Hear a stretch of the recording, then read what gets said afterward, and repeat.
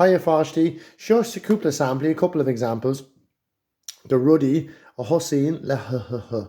So ta on letter H scrífeagat, you've written the letter H out a piece of paper. Coola two on Auron done letter H. You heard the song and I hope you've practiced it. Ta hat there Hugo, that one. Okay.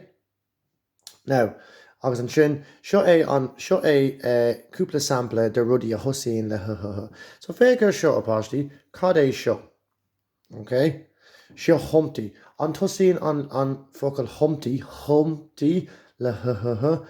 Thosaíonn sé le h. Cad é an focail seo? Seo hata, okay? Agus thosaíonn hata le h. Fégur seo holla, okay? Agus thosaíonn holla le h.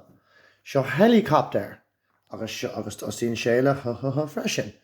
Cad é seo? Seo hippo, agus thosaíonn hippo le h.